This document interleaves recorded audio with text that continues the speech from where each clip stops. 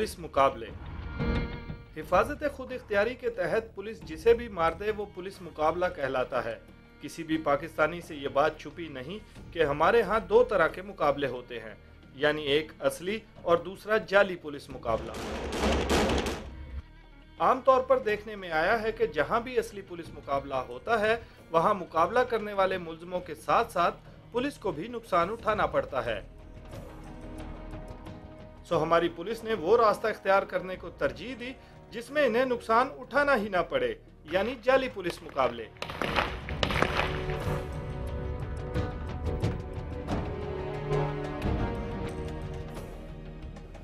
मावराए अदालत कत्ल या पुलिस मुकाबले हमारी पुलिस का खासा बने हुए हैं। आज इंटरनेट पर जाली मुकाबले का लफ्ज लिखते ही पहला इल्ज़ाम पाकिस्तान पर है। पुलिस को इन मुकाबलों की ज़रूरत क्यों महसूस होती है और इसके ज़रिए वो किन मकासद का हसूल करते हैं, हमारी इस बार की तफ्तीश इन्हीं मशकूक मुकाबलों की खोज में है।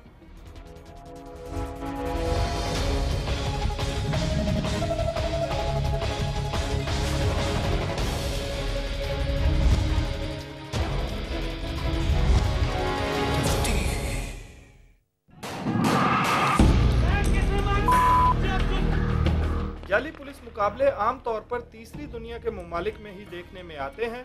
किसी भी मुआशरे में जाली पुलिस मुकाबला उस समाज में इंसाफ की फराहमी यानी अदालतों पर अदम एतमाद के बराबर है। तो चलिए हम पहले ये जानने की कोशिश करते हैं कि पाकिस्तान में ऐसे मशकूक पुलिस मुकाबले कब और कैसे शुरू हुए थे और आज तक इनके क्या असरात मुरतब हो चुके हैं। मेरा ख्याल है कि हम एक्सट्रीम पे जो है ना इस वक्त चल रहे हैं। एक तरफ एक्सट्रीम ये है या ये थी कि जी डाकू अगर पकड़ा जाए तो उसे मार दिया जाए और उसके बाद उसको शहर में घुमाया जाए। अब इस वाक़े के बाद मुझे ये ख़तरा है कि अब दूसरी एक्सट्रीम में ना हम चले जाए। सारी चीज़ों का ताल्लुक समाजी हालात से होता है जी। हम खाली एक देखें कि मुजरिम को पकड़ के फांसी लगा दें, हमें ये भी देखना चाहिए कि जुर्म क्यों बढ़ रहा है, जो मुजरिम क्यों पैदा हो रहे हैं। तकसीम हिंद से 1967 तक शायद ही कभी कोई ऐसा पुलिस मुकाबला हुआ होगा जिसमें पुलिस ने अपने इख्तियारात से तजावुज़ किया हो, मगर 1967 में साबिक गवर्नर पंजाब जनरल मूसा खां के दौर में चंद दुश्मनदार खानदानों के जराइम की वजह से शरह जराइम में खतरनाक हद तक इजाफा हुआ और इससे निमटने के लिए पहली बार गुंडा एक्ट तरतीब दिया गया। कत्लो राहजनी जैसी संगीन वारदातों के पै दर पै वाक़यात के बाद पुलिस ने गुंडा एक्ट पर मुहिम की सूरत में अमल दरामद शुरू किया। मारूफ किरदार नूरी नत और जग्गा गुज्जर समेत दर्जनों नामी गिरामी जराइम पेशा अफराद उस दौर में पुलिस मुकाबलों के दौरान मारे गए। यूं एक साबिक फौजी हुक्मरान ने हमारे मुल्क में जाली मुकाबलों की रीत कायम की। 1985 में एक बार फिर पंजाब में जराइम का गिराफ अमूदी सिमत में बढ़ा, डकैतियां रोजाना का मामूल बनने लगी और असला की सरेआम नुमाइश में भी बहुत तेजी से इजाफा हुआ। एनकाउंटर्स जो थे बस जनरल मूसा खान के दौर में हुए, फिर उसके बाद जनरल याह्या खान का दौर पुरस्कून रहा, भुट्टो साहब का दौर भी जो था वो पुरस्कून था। फिर जनरल ज़ियाउल हक साहब जब बरसर इक़्तिदार आ गए हैं तो आपको पता है कि फिर मार्शल लॉ लग गया। उसके बाद फिर मिलिट्री कोर्ट्स, जब मिलिट्री कोर्ट्स हो जाती हैं उस वक्त तो आपको पता है कि जो जराइम होते हैं वो सो जाते हैं। 1988 में नवाज शरीफ हुकूमत की तरफ से राना मकबूल अहमद को SSP लाहौर तैनात किया गया। उस वक्त लाहौर डाकुओं के एक ऐसे गिरोह के नरगे में था जो शादी से लौटने वाले खानदानों से न सिर्फ जेवरात लूटता बल्कि इनकी खवातीन को अगवा करके ज्यादती का निशाना भी बनाता था। इस गिरोह का सुराग भी ज्यादती का निशाना बनने वाली एक खातून से ही मिला था। उस गिरोह ने कम से कम लाहौर पुलिस का जो था अमन व अमान के लिए एक बहुत बड़ा चैलेंज पैदा कर दिया था लाहौर पुलिस के लिए। और फिर ये फैक्ट है कि लाहौर पुलिस ने अरशद को गिरफ्तार कर लिया, पकड़ लिया, उस गैंग का सुराग लगा के अरशद को पकड़ा और उसको ये जुगिया नागरा नवाकोट के इलाके में एनकाउंटर में मार दिया। और उसके बाद इस गिरोह के बाकी भी जो 3 आदमी थे उनको मार दिया गया। अहमद खान चदड़, इन्हें पुलिस से बतौर SSP रिटायर हुए एक लंबा अरसा गुजर चुका है, मगर इनकी महारत की बात करें तो पाकिस्तान के तमाम बड़े तफ्तीशी इदारों और पुलिस अफसरान पर यह वाज़ेह है कि अहमद खान चदड़ तफ्तीश के माहिर और ऐसे तजर्बाकार अफसर हैं जिन्हें दूसरे सूबों की हुकूमतें अपने पेचीदा मुकदमात की तफ्तीश के लिए दावत देती थीं। इन्होंने ही उस गिरोह का सुराग लगाया था जो जेवरात लूटकर खवातीन को ज्यादती का निशाना बनाता था। पुलिस मुकाबले जो आप जिनको आप जाली पुलिस मुकाबले कह रहे हैं, वो अगर बंद ना हुए तो फिर ख़राबियाँ जो हैं, जो पुलिस में ख़राबियाँ और पुलिस के ख़िलाफ़ जो आवाम की नफ़रत है वो दिन ब दिन बढ़ती जाएगी, क्योंकि आवाम को पता है अगर कोई किसी को गलत मारता है तो उस इलाके के लोग जो हैं, उस महल्ले के लोग, वो सारे जानते हैं। 1988 से लेकर आज तक मुख्तलिफ अदवार में मुबैना पुलिस मुकाबले हमारी पुलिस का वतीरा बने हुए हैं। किसी दौर में इनमें बहुत हद तक कमी वाक़या हो जाती है तो कभी इतनी ही शिद्दत से तेजी। खास तौर पर वज़ीर आला पंजाब शहबाज शरीफ को पुलिस मुकाबलों का हामी गर्दाना जाता है। इसीलिए तो इनके साबिक और मौजूदा दौर में मुबैना पुलिस मुकाबलों का गिराफ सरबुलंद रहा। शहबाज शरीफ के साबिक दौरे हुकूमत में इनके खिलाफ जाली पुलिस मुकाबले में 5 नौजवानों के कत्ल का मुकदमा भी दर्ज हुआ था, जो अब खारिज हो चुका है। मुद्दई मौजूद थे, उसके बाद उनकी हद तक तो केस विड्रॉ हुआ, लेकिन उस वक्त 2 मकतूल जो थे 5 में से उनके वालिदैन नहीं आए हुए थे। फिर उन्होंने मियाँ शहबाज शरीफ की बरियत के खिलाफ हाई कोर्ट में अपील कर दी, जो कि अभी ज़ेर समाअत है। इसी तरह दूसरे मुल्ज़मान जो बरी हुए उनकी भी अपील हाई कोर्ट में अभी तक ज़ेर समाअत है, अभी उसका फैसला नहीं हुआ। आफ्ताब बाजवा पेशे के एतबार से वकील हैं, जबकि फौजदारी मुकदमात में इनकी महारत किसी से छुपी नहीं। वो वज़ीर आला शहबाज शरीफ के खिलाफ दर्ज होने वाले कत्ल के मुकदमे समेत दर्जनों जाली पुलिस मुकाबलों में मकतूलीन के वकील रहे। जो पुलिस मुकाबले हैं जितने भी आज तक हुए हैं और देखे हैं मैंने, मेरे ख्याल में 100 में से एक शायद मुकाबला होगा, वो भी शक की नज़र से देखा जाता है।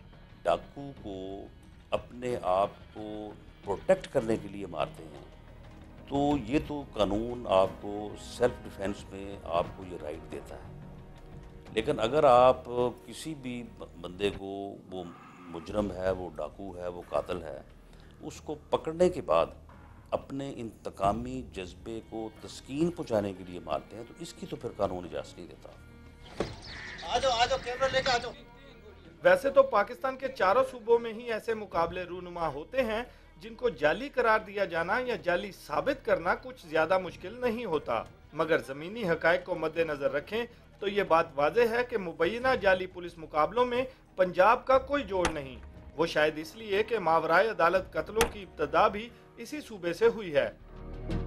पंजाब में इश्तिहारी मुजरिमों की तादाद आप ले लें और बाकी सूबों में लेने आपको ज़मीन आसमान का फ़र्क नज़र आएगा। अच्छा, उसके अलावा ये डकैती की वारदातें जो है, कत्ल की जो वारदातें हैं, ये कंपैरेटिवली सिंध अपना बलूचिस्तान और सरहद के मुकाबले में बहुत ज़्यादा है।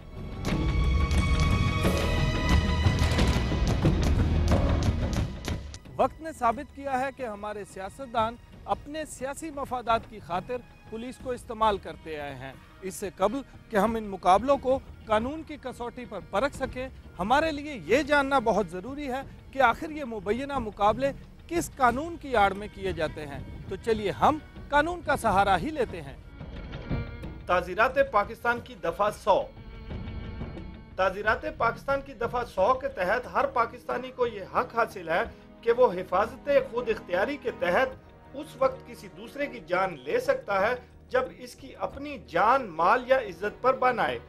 ये घर वाला समझता है कि मेरी जिंदगी को अब खतरा है, तो वो घर में पड़ी कोई चीज़ भी उठा के, लाठी हो, छुरी हो, उसके पास अगर असला है तो वो इसको इस्तेमाल कर सकता है अपनी हिफाजत के लिए। कानून हिफाजत खुद इख्तियारी ये वाज़े करता है कि जिसे निशाना बनाया जा रहा है वो मुसल्ला हो और आपको उससे ये खतरा महसूस होने लगे कि वो आपकी जान ले लेगा, तो ही उसकी जान ली जा सकती है। अगर डाकू जो है वो कानून को अपने हाथ में लेके आपकी जान और आपके माल को नुकसान पहुंचाने की दरपे है, तो फिर आपको कानूनी प्रोटेक्शन है। पुलिस को भी फिर ये हक है कि अगर वो डाकू को गिरफ्तार करने जाती है और डाकू आगे से उसके ऊपर फायर करता है, तो फिर पुलिस को भी फायर करने का हक है। हिफाजत खुद इख्तियारी की दफ़ा 100 से कबल दफ़ा 99 में पुलिस के लिए ये भी वाज़ेह है कि किसी मुल्ज़म की गिरफ्तारी के लिए कानून नाफिज करने वाले इदारे या इनके लोग मुल्ज़म की गिरफ्तारी के लिए सिर्फ उतनी ताकत का इस्तेमाल करेंगे जितनी गिरफ्तारी के लिए दरकार हो, जबकि मुल्ज़िम की जवाबी कार्रवाई की सूरत में कानून मुल्ज़िम को मारने की बजाय जख्मी करके गिरफ्तार करने को तरजीह देता है।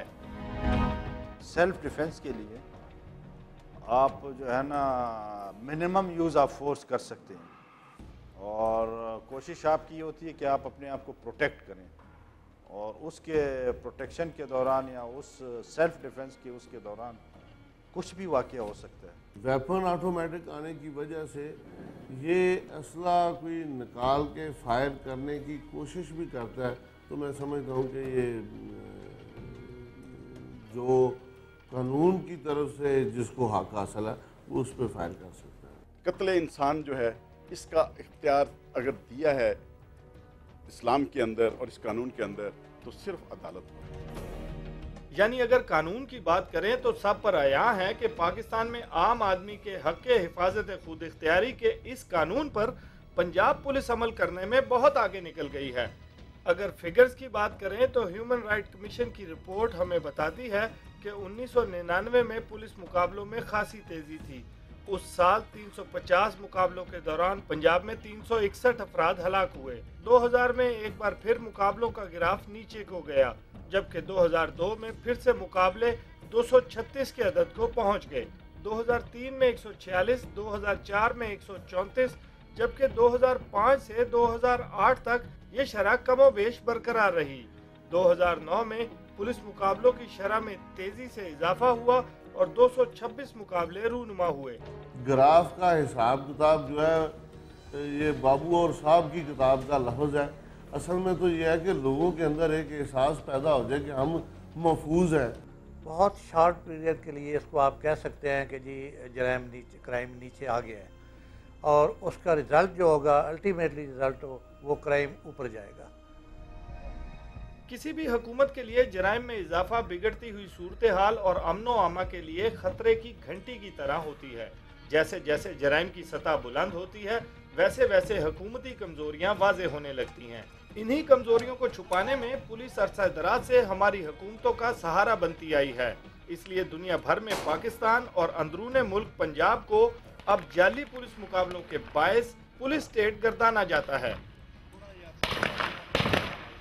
एक सेक्शन है 54 CRPC, उस सेक्शन के तहत पुलिस ऑफिसर किसी भी शहरी को शक की बुनियाद पे, शुबे की बुनियाद पे हिरासत में ले सकता है और उस आदमी का 14 दिन तक अदालत से रिमांड लिया जा सकता है।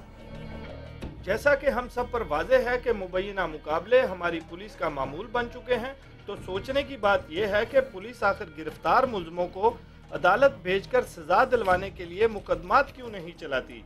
पुलिस ऐसे मुल्ज़िमों को मुकाबले में पार करने को तरजीह क्यों देती है? जाली पुलिस मुकाबला कैसे होता है और क्या वाकई ऐसे मुकाबलों की मदद से पुलिस अपने अहदाफ के हसूल में कामयाब हो पाती है?